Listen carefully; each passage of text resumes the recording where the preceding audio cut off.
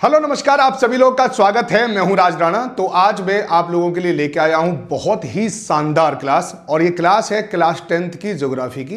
क्योंकि मैंने आप लोगों से जो वादा किया था कि एनसीईआरटी में आपको करा दूंगा, तो क्लास 9th के बहुत सारे चैप्टर मैंने आप लोगों को करा दिए हैं, या ये कहें कि लगभग 9th की जो एनसीईआरटी थी ज्योग्राफी की, वो मैंने आपको कंप्लीट करा दी है। और अब मैं कराने वाला हूं आप लोगों को क्लास 10th की एनसीईआरटी। तो जैसे कि मैं आपको पढ़ा रहा हूं उसी प्रकार से पैटर्न रहेगा। क्लास 10th का पूरा के पूरा या टॉपिक यहां पर है, ये सारे के सारे टॉपिक मैं आपको कराऊंगा। तो आप पहला टॉपिक देख सकते हैं, संसाधन और पर्यावरण है। फिर उसके बाद यहां पर प्रमुख मृदाओं के बारे में बात करेंगे, कृषि जल और खनिज संसाधनों की बात करेंगे, जल संसाधन प्रबंधन की बात करेंगे, खनिज और ऊर्जा की बात करेंगे। ये क्लास 10th की जो एनसीईआरटी है वो बात करती है हमसे संसाधन की। संसाधन मीन्स क्या होता है? रिसोर्स। रिसोर्स क्या है? जो मानव की आवश्यकता को पूरा करे, वो रिसोर्स है। तो आइए पहले मैं दिखा दूं आप लोगों को मैं आपको क्या क्या पढ़ाने वाला हूं, और फिर हम क्लास की प्रारंभ करेंगे। ठीक, तो सबसे पहले हम जानेंगे सवाल और जवाब, कुछ देखेंगे यहां पर संसाधन विकास से। और ये मैंने अपना नंबर भी यहाँ पे दे रखा है। अगर आपको कोई भी दिक्कत हो, अगर कोई भी फैक्ट को समझने में थोड़ी भी परेशानी हो, तो आप मुझे सीधे सीधे कनेक्ट कर सकते हैं। और ये सारे के सारे प्रश्न हैं, इन सारे प्रश्नों को देखेंगे, एनालिसिस देखेंगे, और फिर उसके बाद पूरा के पूरा चैप्टर पढ़ेंगे भी। ये पूरा चैप्टर लिखा हुआ है, इस पूरे के पूरे चैप्टर को हम पढ़ेंगे भी। ठीक, फिर उसके बाद मैं क्वेश्चन कराऊंगा, और फिर उसके बाद ये चैप्टर होगा। तो इस प्रकार से आप लोगों का, अगर आप तैयारी कर रहे हैं, टीजीटी पीजीटी की भी तैयारी कर रहे हैं, 1 to 5 की तैयारी कर रहे हैं, और 11th-12th की भी तैयारी कर रहे हैं, तो आपको ये चैप्टर पढ़ना बहुत ज़्यादा जरूरी है। तो इस क्लास को बिल्कुल शुरुआत से लेकर लास्ट तक जरूर देखें। बाकी सबको गुड इवनिंग, कुछ गुड आफ्टरनून वाले हैं, सभी को गुड आफ्टरनून। गुड आफ्टरनून, बढ़िया तरह से पढ़ो, मजे से पढ़ो। चलिए, क्लास प्रारंभ करने से पहले थोड़ी सी महत्वपूर्ण जानकारी दे दूं, क्योंकि आज होली है। तो सबसे पहले तो आप लोगों को होली की बहुत बहुत शुभकामनाएं, और आप बड़ी अच्छी तरह से होली मना रहे होंगे। और ये निश्चित रूप से आपके जीवन में जो बेरंगी छाई हुई है, ये 2026 में लगभग खत्म हो जाए। मैं तो यही आशा और उम्मीद करता हूँ। अगली होली आए, तब तक आप लोगों की जिंदगी में एक अच्छी सी, एक शानदार सी नौकरी आपके जीवन में दस्तक जरूर दे दें, यही आशीर्वाद भी है। तो एक बार सभी कमेंट बॉक्स में हैप्पी होली जरूर लिखेंगे। और आइए प्रारंभ करते हैं। ये मेरा SST with Raj Rana Telegram है, जहां पर आप लोगों को पूरा की पूरा PDF आप लोगों को इस क्लास की मिल जाएगी। और इसके अलावा टेक्स्ट बुक से जुड़ने का आपको बहुत ही शानदार मौका है। मात्र ₹1 में आप टेक्स्ट बुक के साथ जुड़ सकते हैं। टेक्स्ट बुक के किसी भी कोर्स को ले सकते हैं। यहाँ पर 370 से ज़्यादा कोर्स है, जिसमें अगर लाइव क्लासें हैं, रिकॉर्डेड क्लास होती हैं, और एग्जाम ओरिएंटेड क्लास होती हैं। हर एक क्लास का, हर एक चैप्टर का, हर एक सिलेबस की एक क्लास है। उसके बाद उससे रिलेटेड क्वेश्चन आंसर भी है। आप MCQ भी दे सकते हैं। ये सब कुछ आप लोगों को ₹1 का मिलता है 48 घंटे के लिए। और इसके बाद अगर आप इसको आगे बढ़ाना चाहते हैं, तो आप लोगों को मात्र ₹429 देकर 3 महीने के लिए आप पूरा की पूरे सारी चीज़ों को ले सकते हैं। ठीक है, सब कुछ आप लोगों को मिलेगा 3 महीने के लिए। ₹1399 में ये सब कुछ 1 साल के लिए मिलेगा। 1799 में 18 महीने के लिए मिलेगा। तो देर न करें, आज ही ज्वाइन करें। और अगर आपने मान लो ₹1800 दिए हैं, 1800 देने के बाद अगर आपका सिलेक्शन हो गया है, जैसे कि होगा, सिलेक्शन तो होगा, पक्का पढ़ाई करोगे, तो आपको सिलेक्शन के बाद ये सारा के सारा जो फंड है वो आपको रिफंड कर दिया जाएगा। पूरा रुपया आपको दे दिया जाएगा। तो आपकी जो पढ़ाई है ना, बिल्कुल जीरो में रहेगी। कोई भी खर्चा नहीं है, केवल आपका नेट का खर्चा है। वो आप केवल पढ़ाई तो देखते नहीं होंगे, थोड़े रील वगैरह भी देखते होंगे, तो उसमें काट लेना, है ना। क्लास हमारी प्रारंभ हो गई है 16 से 20। मेरी क्लास जो चलती है 2 टाइम पे चलती है, बहुत ही शानदार टाइम है। एक 10 बजे क्लास चलती है मेरी, और एक 1 बजे क्लास चलती है। तो दोनों क्लासों को ज्वाइन कर जरूर कर लें। और क्लास प्रारंभ करते हैं। आज का जो टॉपिक है संसाधन एवं विकास। देखिए, सबसे बड़ी बात है कि मानव है, और मानव की धीरे धीरे जनसंख्या बहुत लगातार बढ़ती जा रही है। पॉपुलेशन लगातार ग्रोथ कर रही है, और पॉपुलेशन की होगी फिर आवश्यकता, मानव की आवश्यकता भी होगी। अगर पॉपुलेशन ज्यादा होगी तो जनसंख्या की आवश्यकता ज्यादा होगी। कम अगर जनसंख्या तो कम आवश्यकता, ज्यादा जनसंख्या तो ज्यादा आवश्यकता, क्योंकि ज्यादा मुंह होंगे, ठीक है, ज्यादा शरीर होंगे, ज्यादा कपड़े बनाने पड़ेंगे, ज्यादा खिलाना पड़ेगा, हाँ या ना बताइए। अगर हम सब अगर ज़्यादा लोग होंगे तो कंगा भी बनाएंगे, तो सोचिए 140 करोड़ कंगे बनेंगे। अब मैं ये सोच के बता रहा हूँ। तो संसाधन तो है, यानी जो भी मानव की आवश्यकता को पूरा करता है ये संसाधन कहलाता है। लेकिन संसाधन ही सब कुछ नहीं है, संसाधन का हमें डेवलपमेंट भी करना है, क्योंकि जनसंख्या लगातार बढ़ रही है, लोगों की आवश्यकता लगातार बढ़ रही है, और हम जिंदा केवल पशुओं की तरह थोड़ी पैदा हुए, हम ग्लोरीफाई अपनी जिंदगी जीने के लिए हैं, गरिमापूर्ण जीवन जीने के लिए। तो इसलिए संसाधन के साथ साथ विकास पर भी जोर दिया जाता है। ये बात आप लोगों को अच्छे से पता होना चाहिए। इसमें भी आपको बहुत सारे संसाधन, यानी ये संसाधन, ठीक है, इससे क्या होता है, बिजली बनती है। तो पहले क्या था, आदमी ने अपना दिमाग लगाया, दिमाग लगाने के बाद उसने कहा कि हवा चलती है, इस हवा का यूज कैसे किया जाए, उसे समझ में आ गया, पवन चक्की बना ली। तो पवन चक्की क्या है, मानव की स्किल से बनी है ना, मानव का जो स्किल है, मानव की जो कुशलता है, उससे पूरी की पूरी पवन चक्की बन गई। आप यहां पे देख सकते हैं अच्छे से, ठीक है नहीं। आइए कुछ सवाल देख लेते हैं, क्या सवाल आते हैं इस चैप्टर से। और ये सवाल जो है ना बीपीएससी के लिहाज से बहुत ही महत्वपूर्ण है, अगर आप वास्तव में सिलेक्शन लेना चाहते हैं। देखो पहला प्रश्न, ये प्रश्न आ चुका है, निम्न में से किसे सामुदायिक स्वामित्व वाला संसाधन माना जाता है, जल्दी आंसर बताइए। व्यक्तिगत कृषि भूमि, गांव के तालाब, सार्वजनिक पार्क। ये मैं सोचा ना ये निशान लगा हुआ तो ये आंसर सही होगा, आंसर कुछ भी हो सकता है, जल्दी आंसर बताइए। चलिए मैं देख रहा हूं सबके। अनन्य आर्थिक क्षेत्र है, मोटा भाई है, नोटा भाई है, तो राइट आंसर क्या होगा। हाँ सब ठीक है, बढ़िया है, बढ़िया तरह से पढ़ते रहो, है ना। कोई प्रॉब्लम हो तो वो भी देख लो, और ज़्यादा इसके चक्कर मत रहा करो, रिकॉर्डिंग है कि नहीं है वही है ना। पढ़ाई करो, ठीक है, सब के बारे में मुझे पता है, सब मुझे दिख भी रहे, इसलिए बता रहा हूँ, थोड़ा सा पढ़ लो अच्छे से, क्योंकि आज मैं आपका ज़्यादा समय नहीं लूँगा, कम समय ही लूँगा आपका, और आपको एक बढ़िया सा चैप्टर करा दूँ और उसके बाद फिर देखेंगे। चलिए, तो यहाँ पे कह रहा है कि सामुदायिक स्वामित्व वाला संसाधन किसे कहते हैं, तो गाँव का तालाब, सार्वजनिक पार्क, यहाँ पर सभी का स्वामित्व है। यानी गांव का तालाब पर कोई ये नहीं कह सकता, कोई चौधरी नहीं बन सकता यहाँ पे कि तो तालाब मेरा है। गांव का जो सार्वजनिक पार्क है उसमें ये नहीं कह सकता मेरे बच्चे खेलेंगे, भैया सबको ध्यान रखना पड़ेगा। तो B is the right answer, है ना। यहाँ पे क्या याद रखोगे, बी राइट आंसर। अब यहाँ पे देखिए करेक्ट आंसर के साथ साथ ऑप्शन ए में क्या दे रखा है, ये दे रखा व्यक्तिगत संसाधन, यानी जिस पर एक व्यक्ति का कब्जा है, एक व्यक्ति का नियंत्रण है, उसको कहते हैं व्यक्तिगत संसाधन, याद रखना। एक होता है कि कम्युनिटी रिसोर्स, ठीक है, जहां पर सभी लोगों का नियंत्रण हो, सभी लोग आ जा सकते हो। अब इस पार्क को कोई ये नहीं कह सकता सिर्फ मेरा है, ये सभी का है, तो ये सामुदायिक संसाधन है, ठीक है। ये यहां पर क्या, अंतर्राष्ट्रीय संसाधन, जो पूरे के पूरे विश्व में जो बने हुए हैं उनको अंतर्राष्ट्रीय संसाधन, ठीक है, जैसे समुद्र वगैरह है, ये सब क्या अंतर्राष्ट्रीय संसाधनों में आ जाता है, ध्यान रखो, ठीक है। संसाधनों को स्वामित्व के आधार पर वर्गीकृत किया जाता है। गांव का तालाब, शमशान भूमि, सार्वजनिक पार्क उन संसाधनों का प्रतिनिधित्व करते हैं जो पूरे समुदाय के लिए हैं। तो बताइए, ये चैप्टर को पढ़ने के बाद आप लोगों को पता चल गया ना कि संसाधन क्या होते हैं, कितने प्रकार के होते हैं। तो इसी प्रकार से पढ़ा जाता है, क्वेश्चन पढ़ो और उसका हाईली डेफिनेशन यानी उसका एनालिसिस करो, तो वही काम आता है। अगले प्रश्न पर चलते हैं, प्रश्न नंबर 2।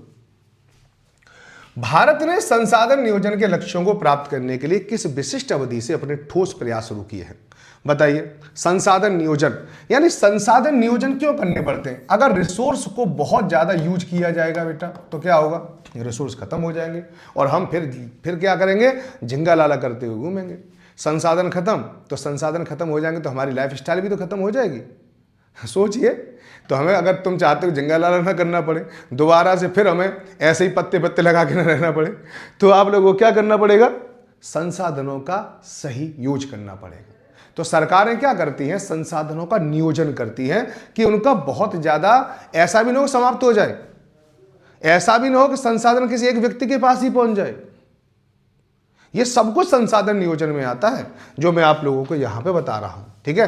तो संसाधन नियोजन के लक्ष्यों को प्राप्त करने के लिए विशिष्ट अवधि से अपने ठोस प्रयास शुरू किए थे। तो राइट आंसर याद रखना, प्रथम पंचवर्षीय योजना से ही, ठीक है नहीं। तो प्रथम पंचवर्षीय योजना से ही सरकार ने संसाधन नियोजन के लक्ष्यों को प्राप्त करने के लिए कार्य करना प्रारंभ कर दिया था। यहां पे देख सकते हैं फर्स्ट ईयर। अब फर्स्ट ईयर जो पंचवर्षीय योजना है, इसमें हमने कृषि संसाधनों पर ज्यादा ध्यान दिया था। कृषि संसाधन, ये जो पंचवर्षीय योजना है, ये हेराल्ड डोमर मॉडल पर आधारित थी। ये बात भी आप लोगों को अच्छे से पता होना चाहिए। ठीक है, चलिए थोड़ा सा देख लेते हैं यहीं पर। 1947 में भारत को आज़ादी मिली, ठीक है। 1951 में पहली पंचवर्षीय योजना हुई, तो देखिए कितना अच्छा एनालिसिस हुआ, ठीक है। उसके बाद 1992 में पृथ्वी सम्मेलन हुआ। थोड़ा सा याद रखना, रियो डी जेनेरियो में पृथ्वी सम्मेलन हुआ था 1992 में ब्राजील में, और रियो घोषणा पत्र जारी हुआ था पृथ्वी सम्मेलन। और ये काफ़ी ज़्यादा महत्वपूर्ण था, क्योंकि अब इस समय तक लोगों को लगने लगा था कि अगर पृथ्वी पर कुछ प्रॉब्लम हुई तो फिर ये संपूर्ण विश्व पर प्रॉब्लम आएगी। तो एक काम करते हैं कि पृथ्वी को थोड़ा सा बचाते हैं, तो ये वाली बात, ठीक है। संसाधन योजना में संसाधनों की पहचान करना, उन्हें राष्ट्रीय विकास योजनाओं के साथ मिलाना शामिल है। और भारत के स्वतंत्रता के तुरंत बाद प्रथम पंचवर्षीय योजना के माध्यम से इन लक्ष्यों की दिशा में ठोस प्रयास किए गए थे। ए और बी यहाँ पर दोनों, ठीक है, यहाँ पर आप लोगों को याद रखना चाहिए, ठीक है। तो यहाँ पर सही तो याद रखना है ना, ठीक है। तो यहां पर यह कह रहा है कि ठोस प्रयास प्रारंभ किए थे, तो इस प्रकार से ठोस प्रयास प्रारंभ किए थे, ठीक है, याद रखो।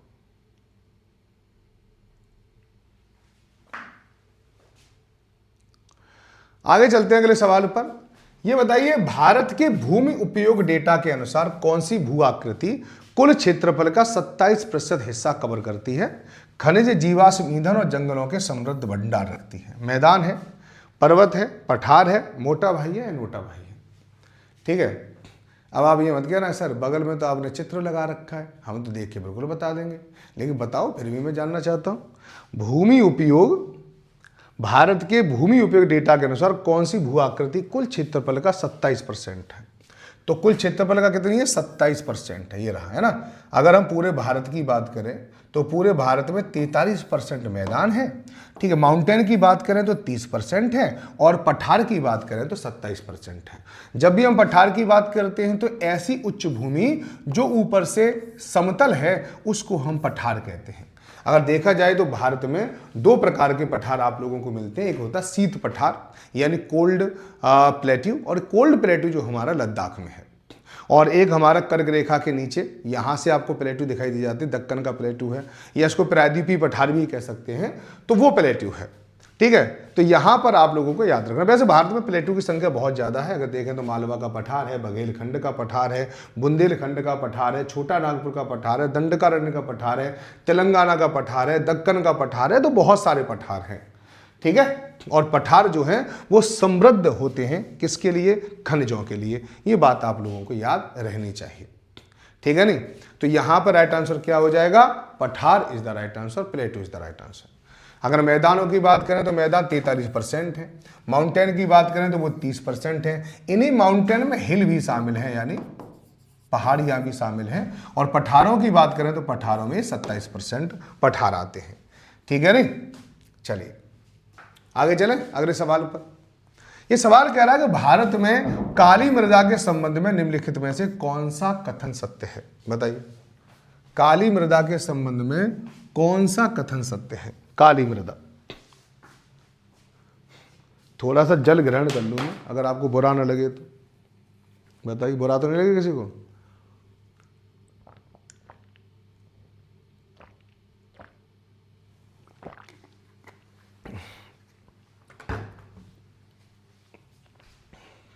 अच्छा बताओ, ये किस किस को चाहिए? पीडीएफ कितनों को चाहिए? एक बार हाथ उठाओ जल्दी। पीडीएफ कितनों को चाहिए? इस सवाल का जवाब बताइए, है ना। चलिए, भारत में काली मृदा के संबंध में कौन सा कथन सत्य है? देखो, जब सत्य पूछा हो तो सभी कथनों पर विचार करना चाहिए, जल्दबाजी में आंसर मत देना। यह मुख्य रूप से उत्तरी मैदान में पाई जाती है, गलत। इसे रेगुड़ मृदा के नाम से जाना जाता है, सही है। यह कपास उगाने के लिए आदर्श है। बताइए क्या राइट आंसर होगा? पहला तो मैंने आपको बता दिया। यहां पर इन आंसर को देने की कला होती है। इसमें क्या करते हैं हम कभी कभी जल्दबाजी में, जैसे कुछ स्टूडेंट ऐसे होंगे जो क्या करेंगे, इसे रेगुड़ मृदा के नाम से जानते हैं। रेगुड़ सर ने पढ़ाया था, बस टिक लगा दो, बी राइट आंसर। आपने सी को पढ़ा ही नहीं। लेकिन जब आपके ऑप्शन डी और ई जैसे खतरनाक ऑप्शन हो तो तुम खतरनाक लोगों से डील कर रहे हो, तुम बीपीएससी से डील कर रहे हो, है ना। वो तुम्हारे दिमाग को भ्रमित करने के लिए ऐसे प्रश्नों को निर्माण किया जाता है, उपरोक्त में से एक से अधिक। अब जब ये वाली बात आ जाए तो आपको डीपली नॉलेज होनी चाहिए, तभी आप देख पाओगे। और अगर मान लो यही 4 ऑप्शन होते तो आप केवल रेगुलर पे निशान लगा के आ जाते, बस खत्म। लेकिन यहां पर क्या होगा, बी और सी दोनों सही है और D is the right answer. ठीक है, चलिए यहां पे देखो, यहां पे गुजरात का क्षेत्र है, मालवा का क्षेत्र है, ठीक है, और महाराष्ट्र का क्षेत्र यानी मध्य प्रदेश का, ये सारा का सारा जो है ना वो काली मिट्टी वाला क्षेत्र है। ठीक है, मोस्टली डेक्कन प्लेट्यू का स्थान है यहाँ पर, और आप देख सकते हैं यहाँ पे यही आपको मिलेगा। ठीक है, विकल्प बी और सी दोनों सही हैं। काली मृदा को रेगुड़ मृदा कहते हैं, कपास के लिए आदर्श। विकल्प ये गलत है, ऊपरी मैदानों में जलोढ़ मृदा पाई जाती है, जबकि काली मिट्टी दक्कन ट्रैप के पठारों पर पाई जाती है। तो यहाँ पर आप लोग अच्छे से याद कर सकते हैं। क्वेश्चन नंबर 5 देखिए, यहाँ पर ये ट्यूबवेल चल रहा होगा और ट्यूबवेल से आप लोगों ने खेतों की सिंचाई करते हुए देखा होगा, नलकूप है। इसके अलावा यहाँ पे आपको सूखा भी आप लोगों को दिखाई दे रही होगी। तो आइए प्रश्न क्या है, पंजाब, हरियाणा, पश्चिमी उत्तर प्रदेश जैसे राज्यों में गंभीर भू निम्नीकरण का प्राथमिक कारण क्या है। अब बताना, पंजाब में खूब ज़्यादा फसल का उत्पादन होता है, हरियाणा में खूब फसल का उत्पादन होता है, पश्चिमी उत्तर प्रदेश में खूब मालदार हैं, खूब फसल का उत्पादन होता है, लेकिन फिर भी यहाँ पर भूमि निम्नीकरण हो रहा है। ठीक है, यानी यहाँ की लैंड लगातार खराब होती जा रही है, उसकी क्वालिटी लगातार गिर रही है। उसके पीछे रीजन क्या है, बातें हैं, है ना। खनन के कारण, वनों की कटाई, तो ये क्षेत्र जो है वो खनन के लिए तो कभी नहीं जाने जाते।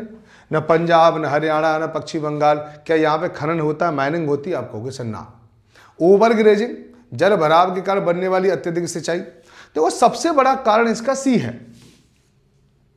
अब यहां से क्या होगा, अब यहां पे समझिए कि एक तो ये वाला जो क्षेत्र है इसमें जल, यानी यहां पे वर्षा बहुत कम होती है। वर्षा ज्यादा कितनी होती है, 2 से लेकर 3 महीने मात्र। अब क्या होगा, नलकूप से पानी निकाला जाता है। अब नलकूप का पानी जो है वो पूरे खेतों में दिया जाता है। और यहाँ पे क्या किया जा रहा है, यहाँ पे देखो धान किए जा रहे हैं। धान में पानी की ज्यादा जरूरत पड़ेगी, जब पानी की ज़्यादा जरूरत पड़ेगी तो पानी का वाष्पीकरण भी होगा, और जब पानी का वाष्पीकरण होगा तो यहाँ पे पतली पतली रेखाएं बन जाती हैं, इसको कहते हैं केशिका। ठीक है, उन केशिकाओं से जमीन के अंदर का पानी बाहर जाने लगता है। जब यहाँ पे बारिश नहीं होती, लगभग 8 से लेकर 9 महीने तक लगातार वाष्पीकरण होता है। वाष्पीकरण ज़्यादा होने की वजह से यहाँ का नमक जो अंदर है वो ऊपर आ रहा है लगातार, और धीरे धीरे यहाँ की मृदा को क्या कर रहा है, बंजर कर रहा है। तो बहुत ज़्यादा अगर सिंचाई होगी तो उससे जल भराव बंद होता है और उससे अत्यधिक सिंचाई की बारे में बात होती है। तो ये पहली बात तो आप लोगों को पता होना चाहिए, ध्यान होना चाहिए, है ना। तो यहाँ पे जल भराव के कारण अत्यधिक सिंचाई, ये एनसीईआरटी के चैप्टर से पूरा की पूरा उठाया हुआ है और बीपीएससी ने ये आप लोगों से पूछा हुआ है। ये बात भी मैं आप लोगों को बता रहा हूँ भरोसे के साथ, ठीक है। लेकिन आगे देखते हैं यहाँ पर कि भारतीय राज्य हैं जैसे झारखंड है, उड़ीसा है, इन दोनों जगहों पर देखा जाएगा तो भूमि निम्नीकरण का कारण है माइनिंग। तो कभी प्रश्न पूछ ले तो बता देना कि एक बात बताइए कि झारखंड और उड़ीसा में भूमि निम्नीकरण का क्या कारण है, तो माइनिंग है। आपको भी पता होगा उड़ीसा बहुत सारे खनिजों में नंबर 1 है। झारखंड में तो आपको पता छोटा नागपुर का पठार है, तो वहाँ पर कितने ज़्यादा खनिज हैं। यहाँ पर खुदाई का काम होता है, ठीक है नहीं, तो ये खनन के लिए मशहूर है। इसके अलावा क्या गुजरात और राजस्थान, यहाँ पर क्योंकि भैंस वगैरह लोगों पर ज़्यादा होती है, यहाँ पर ज़मीन कम है, इसलिए चराई, ओवर ग्रेजिंग, यहाँ पर ओवर ग्रेजिंग होती है। ओवर ग्रेजिंग क्या करती है, जैसे भैंस वगैरह है, एक तो घास को खा जाती है, घास क्या करती है, मिट्टी को जकड़े रखती है, तो घास बचा रखती है मिट्टी को। लेकिन जब घास को खा जाएगा तो उसके बाद मिट्टी खुली हो जाएगी और फिर मिट्टी धूप उससे विंड से वर्षा से एक जगह से दूसरी जगह बह सकती है।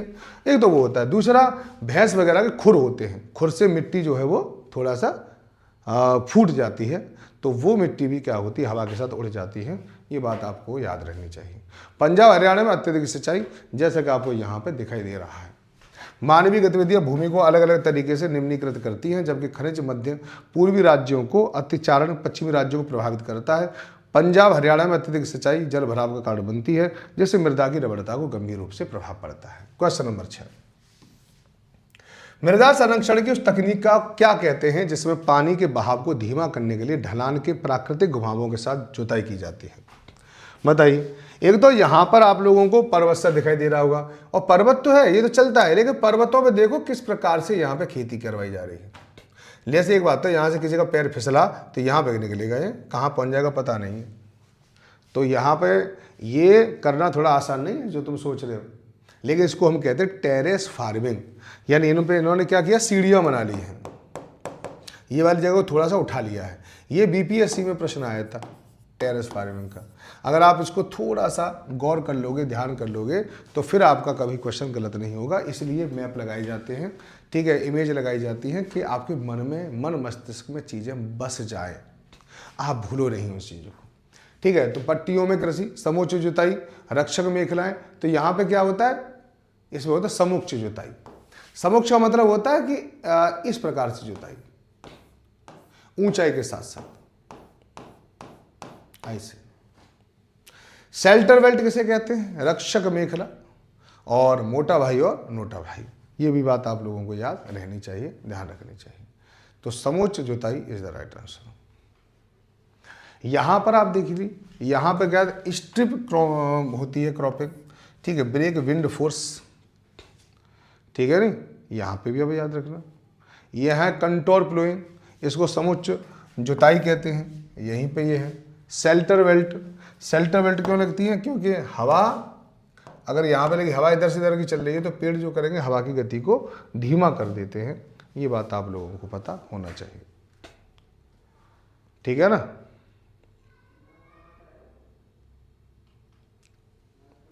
ठीक है नहीं, यहाँ पर पट्टियों में कृषि होती है, अगर आप देखोगे तो देखो यहाँ पट्टियों में कृषि हो रही है, यहाँ पे अलग, यहाँ पे अलग है, यहाँ पे अलग, तो उसको कहते हैं, ठीक है। समोच्च जुताई विकल्प बी ढलान पर बहने वाले पानी के खिलाफ अवरोध पैदा करती है। पट्टियों में कृषि ए हवा को रोकने के लिए घास छोड़ती है, और रक्षक मेखला सी रेत के टीलों को स्थिर करने के लिए पेड़ों का उपयोग करते हैं, ठीक है, याद रखना।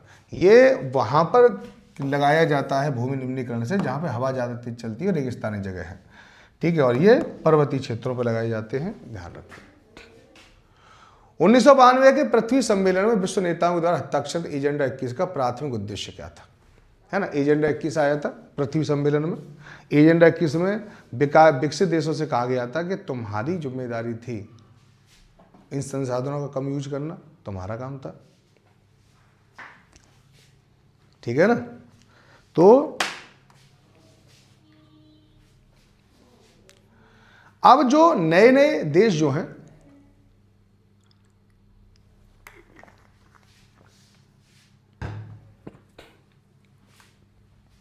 अब अगर नए देश अपना विकास कर रहे हैं, अगर नए देश जो हैं वो अपना विकास कर रहे हैं, तो आपने तो उनके हिस्से का विकास पहले ही कर लिया है, आपने पहले इतना प्रदूषण कर लिया है, तो वो अपना विकास क्यों ना करें।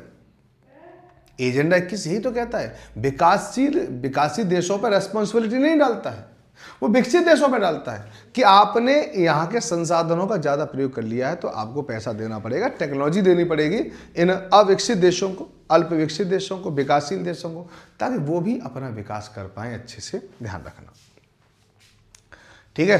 तो एजेंडा 21 क्या था, उपरोक्त में से एक से अधिक, याद रखो। विकल्प ए और बी दोनों यहाँ पर लिखा हुआ है कि सबसे पहला जो आंसर है आपका ये है, वैश्विक सतत विकास प्राप्त करना, हाँ सही है। पर्यावरणीय क्षति और गरीबी और बीमारी से लड़ना, ये भी सही है। दुनिया भर के लोकतंत्र सरकारों को स्थापित करना, तो बिल्कुल गलत है।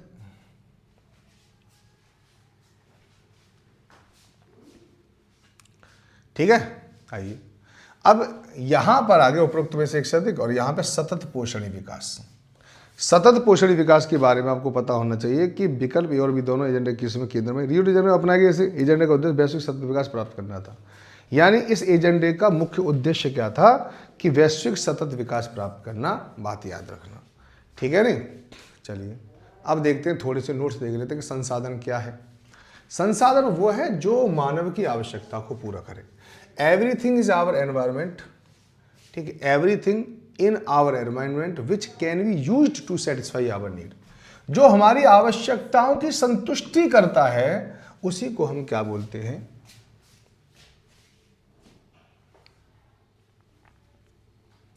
ठीक है ना।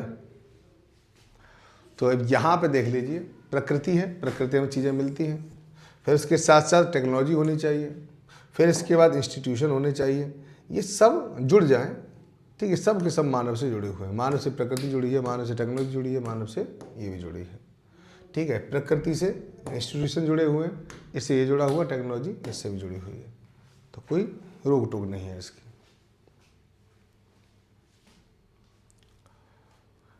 तकनीकी रूप से सुगम,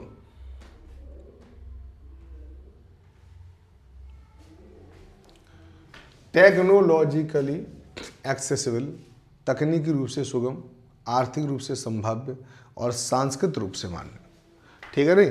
तो यहाँ पे आपको याद रखना है कि जो संसाधन है वो क्या होना चाहिए, संसाधन तकनीकी रूप से सुगम हो, यानी उसकी टेक्नोलॉजी बहुत ज़्यादा खतरनाक ना हो, पहली बात याद रखना। आर्थिक रूप से संभाव्य, उससे कुछ न कुछ बेनिफिट भी मिले।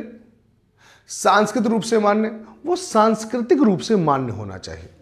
अब ये बहुत बड़ी बात है, संसाधन सांस्कृतिक रूप से मान्य है या नहीं है, ठीक है ना, बताइए।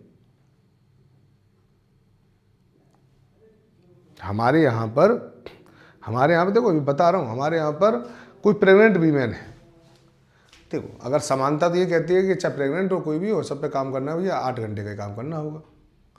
अब प्रेग्नेंट वूमेन है और 1 महीने रह गया डिलीवरी को, अब उस पर लगातार काम करवाया जा रहा है, ऐसा तो नहीं है वो संसाधन नहीं है, वो काम भी कर रही है, मजबूरी है, क्या करें, लेकिन सांस्कृतिक रूप से वो मान्य नहीं है, तो वो संसाधन में नहीं कंसीडर की जाएगी, वो संसाधन नहीं है। किसी छोटे बच्चे को आप काम में करवा रहे हो, उसको संसाधन बना रहे हो, आपको तो मैं तो संसाधन बना रहा हूं, लेकिन कानूनी रूप से सांस्कृतिक रूप से मान्य नहीं है। बहुत सारी जगह, ठीक है, बहुत सारी जगह गाय को खाना प्रतिबंधित है, ठीक है, अगर वैसे देखा जाए तो रिसोर्स है, लेकिन क्या ये सांस्कृतिक रूप से मान्य है, तो नहीं है,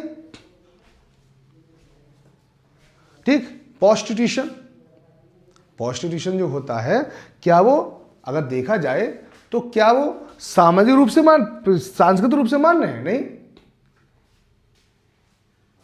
ठीक है नहीं, तो उनको हम रिसोर्स मानेंगे नहीं। तो रिसोर्स में ये होना चाहिए कि रिसोर्स वो है जो तकनीकी रूप से सुगम हो, टेक्नोलॉजिकली एक्सेसिबल हो, इकोनॉमिकली फीजिएबल हो और कल्चरली एक्सेप्टेबल हो। 3 चीजों को याद रखना, तो वो रिसोर्स से अन्यथा नहीं है। रिसोर्स को देखा जाए तो 4 भागों में रिसोर्स को बांटा जा सकता है, रिसोर्स को 4 भागों में बांटा जा सकता है, जैसे कि उत्पत्ति के आधार पर। अब ये सब कुछ आप लोगों को मैं क्लास में आपको प्रोवाइड कराऊंगा, सारी चीजें, हर एक चैप्टर वहां पे कराऊंगा, ठीक है। जहां जितना मैं आपको बता रहा हूं, इससे भी और हाई लेवल की क्लास में आपको मिलेगी। तो 1 रुपये में, आज होली है और होली पे 1 रुपया का ले सकते हैं या 429 रुपये का ले सकते हैं कोर्स आप मात्र, और उसके लिए मेरे इस नंबर पे आप मुझे कॉल कर सकते हैं, मैसेज कर सकते हैं, बात ये है। अब यहां पर संसाधनों का वर्गीकरण है, संसाधन कितने प्रकार के होते हैं, तो ऐसे संसाधन जो प्रकृति से मिलते हैं, ठीक है, तो उत्पत्ति होती है, कहां से उत्पत्ति हुई है, तो उत्पत्ति के आधार पर 2 प्रकार के संसाधन हैं, जैव और अजैव। उत्पत्ति मतलब जो सजीवों से उत्पन्न हुआ है, और अबायोटिक जो निर्जीव से उत्पन्न हुआ है, वो दोनों ही हैं, ठीक है, जैव और अजैव। एक्सोबिलिटी समाप्यता के आधार पर, यानी जिसे हम बार बार प्रयोग कर सकते हैं, नवीकरणीय, जिसका हम बार बार प्रयोग नहीं कर सकते तो अनवीकरणीय।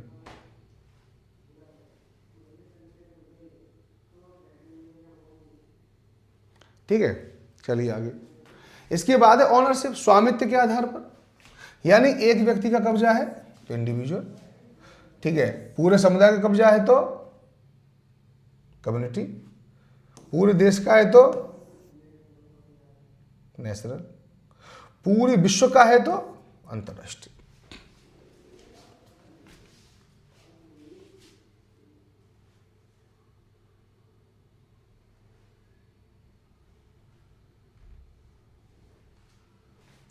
ठीक है, चलें, बढ़िया।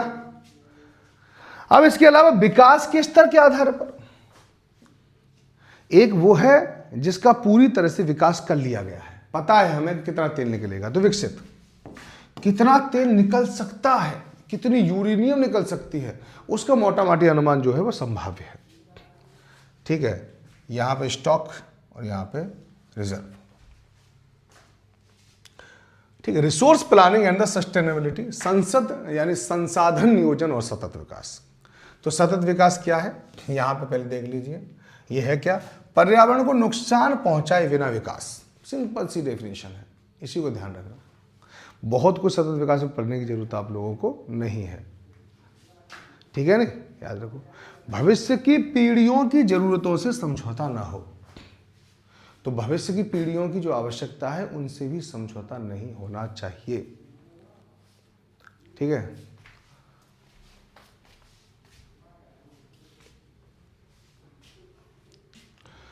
रियो डी जेनेरियो अर्थ समिट हुई 1992 में, एजेंडा 21 आया। यहाँ पे देखिए, भूमंडलीय सतत पोषणीय विकास और पर्यावरण संरक्षण पर ध्यान दिया गया। और यहाँ पर 3 स्टेप हैं कि संसाधनों को पहचानना, योजना संरचना, और यहाँ पे राष्ट्रीय विकास योजनाओं के समन्वय, योजनाओं से समन्वय, भूमि संसाधन और उपयोग।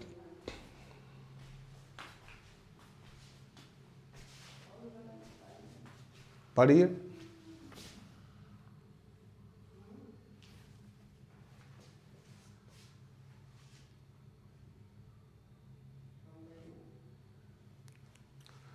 पढ़िए, पढ़ लिया, थोड़ा एलोबरेट करने के लिए मैंने कहा बहुत लंबी क्लास नहीं लूंगा आप लोगों के लिए। भूमि संसाधन का उपयोग, भूमि निम्नीकरण का कारण क्या है?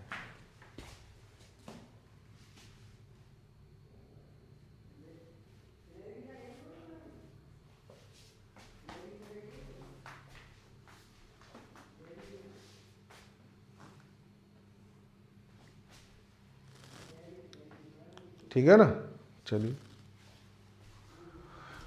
यहां पर देखा जाए तो पूरा का पूरा देखिए लैंड में कि सबसे ज़्यादा हमारे पास मैदान है, उसके बाद पठार हैं, उसके बाद यहाँ पे देखें माउंटेन 30% ज़्यादा है, 27% प्लेटू है, यानी प्लेटू सबसे कम है, प्लेटू, फिर पठार, फिर पर्वत, और फिर उसके बाद प्लेन, ये है।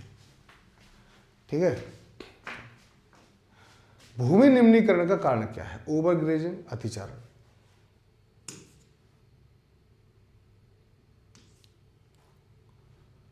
ठीक है नहीं, चलिए, भूमि निम्नीकरण, अतिचारण होगा, पढ़ाया था अभी मैंने। फिर उसके बाद माइनिंग होगी तो सीधी बात है मिट्टी खराब हो गई होगी। अति सिंचाई से भी खराब होती है, ये सब लिखा हुआ है, कहाँ पे क्या है, ये तो क्वेश्चन आया था।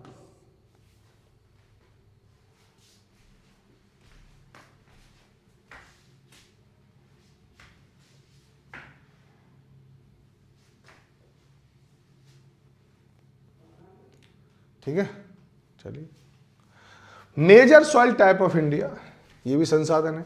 मृदा भी अपने आप में क्या है? संसाधन है। ठीक है, अब यह इसके बारे में कहा था, most widely spread in the northern river and the river valley, ये उत्तरी मैदानों में सर्वाधिक है।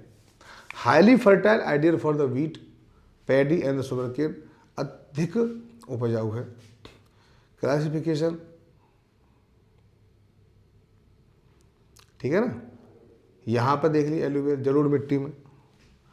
अब आप जलोढ़ मिट्टी को यहाँ पे देख सकते हैं कि भारत में सबसे ज़्यादा जलोढ़ मिट्टी पाई जाती है, तो आपको पता ही होगा।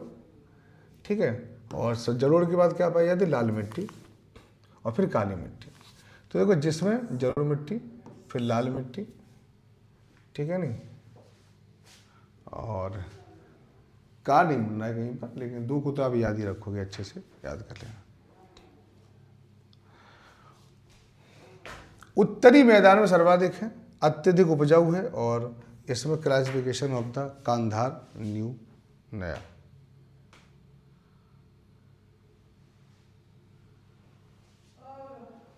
ठीक है, चलिए, काली मिट्टी के बारे में मैं आपको पढ़ा ही चुका हूं, इसको रेगुड़ मिट्टा की मिट्टी कहते हैं। ये डेक्कन ट्रैप रीजन में मिलती है नहीं? बहुत शानदार नोट्स है, आप एक बार पढ़ लोगे तो आपको याद है। कपास की खेती के लिए मशहूर है। लाल और पीली मिट्टी के बारे में बात करते हैं, तो ये यहाँ पे क्या लोहे के प्रसार कारण, यहाँ पे लोहा है तो लाल मृदा हो गई। लेटराइट मिट्टी उच्च तापमान और भारी वर्षा वाले क्षेत्रों में पाई जाती है, जैसे कि केरल है, मेघालय है, वहां पर। वन मृदा जो है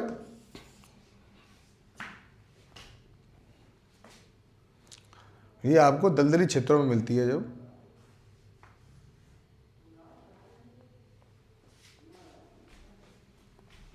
स्थली मृदा यहां पे देख लो, मरुस्थली यानी एरिड, रेती और लवणीय शुष्क क्षेत्रों में ध्यान रखना चाहिए।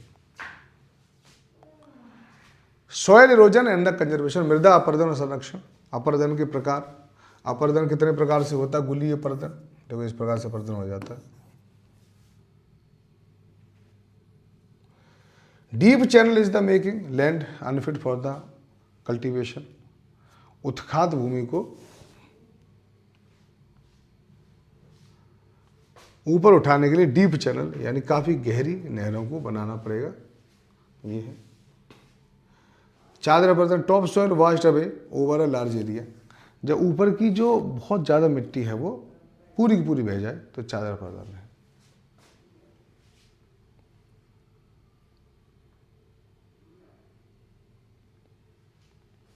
ठीक है, चलिए यहाँ पे याद रखना अपर्दन के प्रकार। अब नाल का है चादर अपर्दन, जहाँ चादर से हट जाए तो चादर अपर्दन, जहाँ पर नालियाँ बन जाए तो नाल का अपर्दन।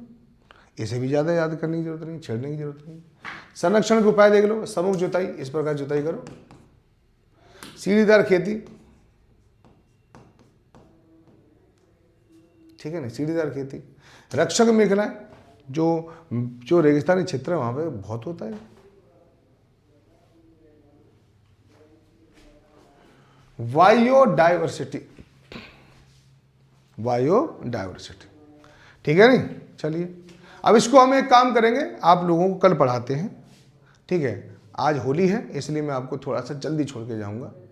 तो बहुत बहुत होली की आप लोगों को बहुत बहुत शुभकामनाएं, और निश्चित रूप से ये होली आपकी ज़िंदगी में खुशियां लेके आए। बढ़िया तरह से होली खेलो और 1 रुपया खर्च जरूर करो टेक्स्ट बुक के साथ। 1 रुपये में 375 एग्जाम की भी होली आप लोगों को खेलनी है, और 429 रुपये का 3 महीने का कोर्स लेना है। इसके बाद मैं निश्चित रूप से बता रहा हूँ कि मैं आप लोगों का सिलेक्शन दिलवा दूंगा, और यूट्यूब पे तो मैं हमेशा लगा रहूँगा आप लोगों के साथ, तो भी आपको कोई परेशानी नहीं होने दूंगा। कोई परेशानी है तो फिर मुझसे कहो, सीधी बात है। नमस्कार, आपका दिन शुभ हो। जय हिंद, जय भारत।